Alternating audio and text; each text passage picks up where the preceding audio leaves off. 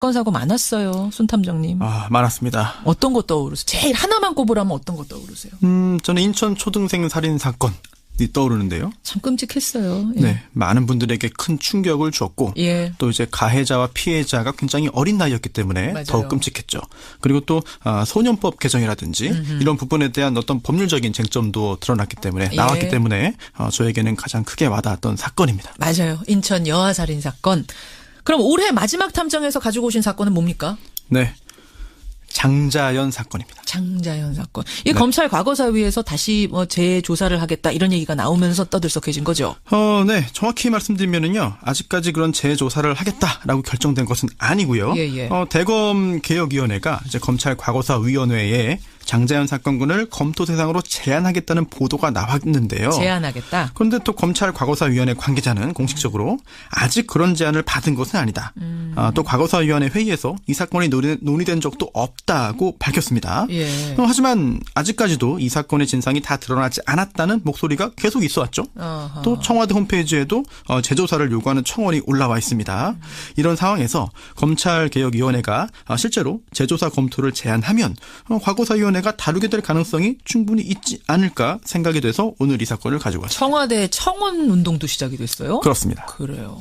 장자연 사건 여러분 대충들은 다 기억을 하시겠지만 이게 마무리는 어떻게 됐는지 아마 모르실 거예요. 네. 어떻게 누가 처벌받고 어떻게 정리가 됐는지 다시 한번 쭉 정리를 해보죠. 네, 2009년이었죠. 배우 장자연 씨가 스스로 목숨을 끊었습니다. 예. 인기 드라마 꽃보다 남자에 출연해서 관심을 받기 시작한 후였기 때문에 더 큰 충격을 줬죠. 그랬죠. 네, 그런데 사후에 이 매니저에게 보낸 자필 유서가 공개됐습니다. 장자연 씨의 유서 한 장이. 내용이 충격적이었죠. 예. 처음 이 내용을 보도한 게 KBS였는데요. 룸살롱에서 접대에 동원됐다. 잠자리 강요, 예. 즉 성상납을 강요받았다는 내용이었는데요. 맞아요. 연예기획사, 언론사 관계자들, 또 대기업, 금융업 종사자들 등 총 31명에게 100여 차례 이상의 접대와 성상납을 했다는 내용이었습니다. 예. 특히나 더 큰 충격을 줬던 거는요. 이게 어디 무슨 회사 사장, 어디 간부 등등으로 이제 그 접대 상대방의 소속과 지위를 밝혔기 때문이었죠. 리스트가 써 있었던 거예요. 네. 마치 성완종 리스트처럼. 수사가 진행됐습니다. 예. 결국 기획사 대표였던 김모 씨가 징역 4월에 집행유예 1년을 선고받았는데요. 예. 하지만 이게 폭행으로 처벌받은 겁니다. 즉 접대나 성상납 강요로는 기소도 안 됐어요. 그래요. 즉 재판도 안 받았습니다. 또 이 기획사 대표 말고 이름이 오르내리던 다른 사람들은요. 전부 다 혐의가 없다면서 기소 처분도 받지 않았습니다. 이름 오르내리던 사람 모두 다. 네, 재판도 안 받은 거죠. 다만 또 다른 한 사람이 처벌받았죠. 누구요? 그게 바로 장자연 씨의 당시 매니저였던 유모 씨인데 예. 이게 징역 1년, 또 집행유예 2년이었어요. 그런데 이게 오히려 장자연 씨 편에 서서 그 기획사 대표의 명예를 훼손했다는 이유로 처벌을 받은 거였어요. 그러니까 매니저 유 씨는 장자연 씨 측의 입장에 서서 막 언론 인터뷰도 하고 이랬던 사람으로 제가 기억을 하는데 오히려 네. 이 사람만 처벌당한 셈이네요. 그렇습니다. 마무리가? 그러다 보니까 이게 유력 인사들을 봐주기 수사한 거 아니냐라는 예. 비난이 컸고요. 그렇지만 또 이제 다른 사건과 마찬가지로 시간이 지나면서 점점 이 사건은 잊혀져 갔습니다. 잊혀졌죠. 그 후에요. 이 유서, 장자연 씨의 유서가 위조되었다고 볼 증거가 없다는 판결이 나왔고 또 반면 장자연 씨가 소속사 대표로부터 술 접대, 성상납을 강요받았다는 증거도 부족하다. 그 부분 판결도 나왔습니다. 그렇게 마무리가 됐었군요.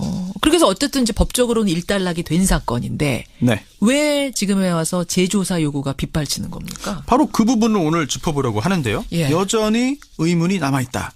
그러한 의문점을 오늘 말씀드릴 테니까요. 잘 들어보시고 과연 재조사가 필요한지 판단해서 의견 보내주시면 좋겠습니다. 여러분 남아있는 미스테리들, 의문들 좀 들어보시고 의견들 보내주세요. 자, 장자연 사건 재조사가 필요한 이유. 첫 번째는 뭡니까? 네, 첫 번째. 언론에 언급조차 되지 않은 가해자들이 있을 수 있다. 언급조차 되지 않은 가해자가 있을 수 있다. 네, 그렇습니다. 어떻게 사건이 전개됐는데요? 사건이 이제 마무리되어 가는 듯 보이면서요. 예. 경찰에 대한 비난 여론이 높았습니다. 바로 2011년 당시인데요. 예. 민주당 이종걸 의원이 제보를 공개합니다. 어떤 제보를 받았어요?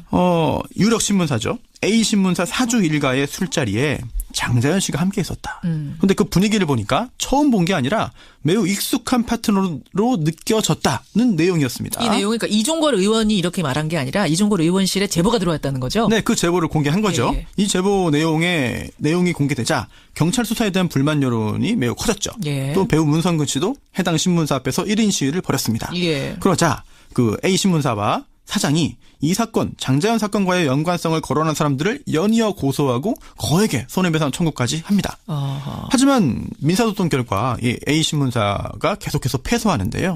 뭐 이종걸 의원을 비롯한 국회의원들, 예. 또 이를 보도했던 MBC 신경민 앵커, 지금은 국회의원이죠. 그렇죠. 네, 또 보도본부장 등을 상대로 한 소송에서 모두 패소합니다. A 신문사가 패소했어요. 네, 불복해서 항소를 해서 2심에 갔죠. 그런데 2심 간 후에 이제 항소를 취하하는데요. 그 이유가 이렇습니다.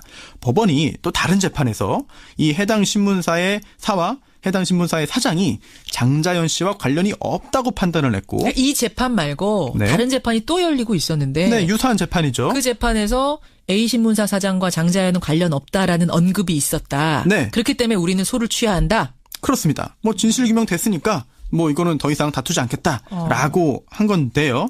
실제로 법원은 이 장자연 씨와 그 해당 신문사 사장의 관련은 없다고 판단했습니다. 우리 사장하고 장자연 씨는 관련 없다라는 언급이 어쨌든 나왔으니까 소기 목적을 달성했으니까 소를 취하하겠다. 이거는 뭐 그럴 수 있을 것 같은데요. 네, 민사소송 진행 절차 상황만 보면은요, 뭐 이상하다고 보기 어려운 측면도 충분히 있습니다. 예. 하지만 형사 절차 관련해서는 조금 궁금한데요. 어떤 게요? 이제 해당 신문사의 사장이 고소인이면 고소장을 제출하잖아요. 그렇죠. 그다음에 가장 먼저 그럼 고소한 사람, 고소인부터 불러서 이야기를 듣는 게 순서입니다. 경찰에 오라고 해서. 네. 예. 그런데 그렇게 진행했다는 소식을 듣지는 못했고요. 또 형사재판도 이어졌어요. 예. 그러면은 고소인을 증인으로 불러서 증언을 듣는 게 이제 통상적입니다. 그렇죠. 그런데 이제 그 해당 신문사의 사장이 고소를 이제 전격적으로 취소하면서 재판 절차가 끝났거든요. 그래서 증인으로 나오지도 않은 것이죠.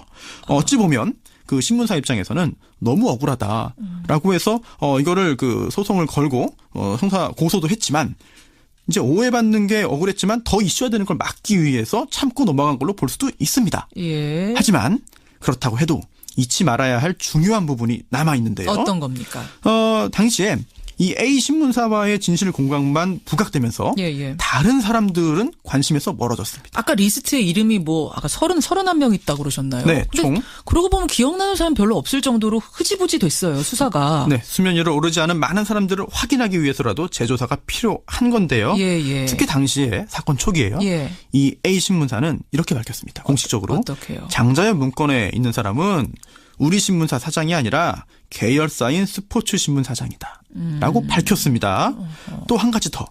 이 기획사 대표 김 씨가 장자연 씨에게 뿐만 아니라 접대 상대방의 지위와 직위를 과장해서 얘기하는 버릇이 있다는 제보가 있습니다. 예를 들어서 그냥 손수호 사원인데 네. 여기저기 손 사장님이야 인사해 뭐 이런 식으로. 그렇죠. 우리 막 김 사장, 이 사장 이러듯이. 네, 예를 들어서 이제 언론사 사장이라고 소개했지만 알고 보니 사장은 아닌 그런 간부였고. 그런 말하는 버릇이 있는 사람이었다. 기획사 네. 대표가. 또 기획사 대표라든지 아니면 연예계 관계자라고 소개했지만 알고 보니 그 정도 급은 아니었던. 그렇기 때문에 장자연 씨가 속아서 들은 대로 유서에 적었다. 그런 얘기도 있어요. 그렇습니다. 그런 설도 돌아다녀요? 네, 장자연 씨가 두 번 속은 게 되는 거죠. 네. 어쨌든 누군가를 접대한 것은 사실일 가능성이 크다. 그렇죠. 그렇다면 이 부분은 밝혀야 되겠죠. 그렇죠. 그러고 보니까 이제 A신문 얘기하다가 그것도 뭐 제대로 지금 어떻게 됐는지 모르겠습니다. 근데 그 얘기 하다가 또 다른 가해자들은 제대로 수사조차 됐는지 안 됐는지도 우리가 모르고 지나갔다는 거예요. 분명히 31명의 이름은 있는 건, 한 명에 대한 얘기는 있는 건데. 네, 이름까지 아니더라도 직위, 회사와 소속과 직위가 있는 거죠. 있는 건데. 첫 번째 이유. 두 번째는 뭡니까? 해프닝과 선정성의 사건의 본질이 가려졌습니다. 그건 무슨 말씀이세요? 네, 2011년 이제 사건이 흐지부지 되던 중에 예. SBS가 단독 보도합니다. 어떤 내용을요? 장자연 씨가 생전에 쓴 편지 50통이 발견됐다. 이거 기억나요. 50통의 편지가 발견됐다 해서 떠들썩했죠. 분량도 230쪽이 넘었습니다. 예. 네, 필적 감정도 마쳤고 확인해보니까 장자연의 편지가 맞다는 내용인데요. 예. 하지만 국가수가 조사해보니까 장자연 씨가 쓴 게 아니라 당시 교도소에 복역 중이던 또 과대망상 증상을 보이고 있던 전모 씨가 쓴 것이라고 분석 결과 발표를 하는데요. 과대망상 환자가 쓴 거다. 네, 뭐 전과 식범이었고 예. 특수관관 등으로 복역하면서 정신질환 치료를 받는 중이었습니다. 예. 장자연 씨가 12번 면회했다라고 주장했지만 그런 기록 전혀 없었는데요. 그러니까 진짜 과대망상 환자가 쓴 편지인 건 맞는 거잖아요. 네, 그렇습니다. 예. 이제 사건 초기에 그 어떤 신문사가 보도했다가 급히 이제 사과 기사까지 냈던 내용이었는데 2년 만에 다시 일이 커진 겁니다. 또 어떤 기자도 팟캐스트에서 내가 직접 전씨 만나봤다. 근데 이게 사실 맞다라고 주장했지만 후속 보도가 없었죠. 그래요. 그러면 이거는 뭐 과대망상 환자가 벌인 해프닝 정도인데 이 해프닝이 왜 재조사의 이유가 됩니까? 이 50통의 편지는 가짜였습니다. 그런데 예. 그게 끝이 아니고요. 그러다 보니까 장자연 씨가 남긴 유서도 조작된 거 아니냐라고 하는 그런 억측이 있었죠. 저 50통이 저 과대망상 환자가 쓴 가짜 편지면 장자연 유서라고 나왔던 그 한 장도 가짜 아니야? 그 리스트 가짜 아니야? 이렇게. 네, 나중에 법원은요. 유서가 조작된 증거는 없다고 판단했지만 상황이 더 어지러워진 건 사실입니다. 그렇죠. 그리고 또 다른 기자 한 명이 예. 신영철 대법관이 재판 개입 의혹으로 정권 위기에 처하자 이게 국정원과 청와대가 여기에 개입해서 사건을 키웠다라고 하는 설도 제기했고요. 예. 또 이 기획사 대표 김 씨가 배우 송선미 씨, 또 배우 김부선 씨 등을 상대로 또 명예훼손, 또 무고 고소를 하는데요. 예, 예. 이렇게 사건이 좀 여기저기 번져나가면서 또 이제 뒤섞여서 보도됩니다. 예, 맞아요. 흥미 위주의 선정적인 보도 때문에 사건의 본질과 핵심이 묻혀버린 거죠. 재조사가 이루어진다면 이번에는 그러지 않아야 되겠습니다. 그러니까 저도 이렇게 매일 뉴스 보는 사람인데도 막 섞여 있어요. 여러 개가. 뭐 이게 가짜였던가 진짜였던가 과대망상 환자에다가 뭐 송선미, 김부 이러다 보니까 본질을 놓치고 그 리스트 속에 있는 사람들은 재조사를 받았는지 안 받았는지도 모르고 막 이렇게 됐단 얘기예요. 그렇죠. 잡음이 참 많았네요. 자, 장자연 사건. 재조사가 필요한 세 번째 이유는 뭡니까? 장자연 사건만 있는 게 아닙니다. 이 사건뿐이 아니다? 네. 기억하실 텐데요. 2014년에 미얀마에서 건너온 청소년이 이제 서울에서 열린 미인 대회에 참가해서 우승합니다. 예. 그런데 며칠 후에 주최 측이요. 갑자기 그 우승을 취소합니다. 그 이유가 그 출전자가 나이를 속였다라는 건데요. 가슴 성형 수술 받은 후에 그 수상자에게 준 그런 그 왕관을 가지고 잠적했다는 주장이었죠. 기억나요, 이거. 예. 네. 하지만 바로 반박 기자회견을 이 미얀마 청소년이 합니다. 원래 16살인데 주최 측이 18살로 올리라고 시킨 거다. 나이 속이라고 시켰다. 네. 그리고 우승 후에 이거 K-팝 가수 되려고 연습받고 있었는데 예. 음반 제작비를 대려면 재계의 거물들을 모셔야 된다면서 접대를 강요했다고 주장한 겁니다. 성접대를 나한테 강요했다라는 폭로가 외국인한테 나온 거예요. 그렇습니다. 또 작년이었는데요. 예. 이제 걸그룹 타이트의 한 멤버가요. 예. 브로커로부터 스폰서 제안 받았다고 폭로를 합니다. 수사 요청도 했죠. 맞아요. 하지만 해외 SNS 계정으로 메시지 보낸 거기 때문에 수사 진전이 없었고요. 그게 끝이 아닙니다. 역시 작년인데요. 한 신인 걸그룹의 멤버가요. 예. 자신의 애인을 강간으로 고소합니다. 근데 알고 보니까 걸그룹 멤버에게는요. 스폰서가 있었습니다. 그렇죠. 남성이죠. 네. 그 스폰서가 애인을 때렸어요. 그런데 이 걸그룹 멤버가 엉뚱하게도 스폰서를 보호하기 위해서 애인을 강간으로 고소합니다. 그러니까 스폰서의 존재가 또 확인된 사건이었다는 거예요. 그렇죠. 이제 걸그룹 멤버는 무고죄로 또 스폰서는 강도상해죄로 구속기소가 됐죠. 이처럼 성상납 관련 보도가 계속되고 있어요. 예. 그런데 보도되지 않은 건 더 많을 거거든요. 맞아요. 예, 그리고 또 실제로 이런 사건들을 진행해 보면 정말 방송에서 말씀드려도 믿지 않으실 내용들이 많습니다. 이 또 접대를 받았다는 높으신 분들에 대한 보도는 더 찾기롭죠. 맞아요. 재조사가 문제 해결의 계기가 되겠죠. 여러분은 어떻게 생각하십니까? 라는 물음에 많은 분들이 지금 답을 주고 계시는데 재조사 해야 된다라는 문자가 압도적으로 많습니다. 손탐정님. 네. 마지막 한마디는 피해자가 있으면 가해자는 반드시 존재합니다. 무슨 말씀이세요? 당연한 얘기 아니에요? 네, 당연하죠. 네, 장자연 씨 유서의 한 부분을 직접 읽겠습니다. 예. PD들, 감독들, 재벌, 대기업, 방송사 관계자들이 날 노리게 취급하고 사기치고 내 몸을 빼앗았다. 언제까지 이렇게 이용당하면서 살아야 할지 머리가 혼란스럽고 터질 것 같고 미쳐버릴 것 예. 같다. 사건 정황과 또 이게 문건까지 있습니다. 예. 그런데도 아직 가해자가 다 드러나지 않았다는 의혹이 남아있는데요. 그렇죠. 이 정도 단서가 있는데도 그렇죠. 깔끔하게 해결하지 못한다면 예. 다른 사건들은 더 해결하기 어려울 것입니다. 그게 뭐 A 신문사냐 B 신문사냐 A 사장이냐 이 문제를 떠나서 있긴 있다는 거잖아요. 지금 누가. 이제 분명히. 8년 동안 묻혀 있었죠. 이제라도 진상이 밝혀져야 됩니다. 그러니까요. 그 누군가에 대한 조사는 왜 되지 않는가. 그냥 한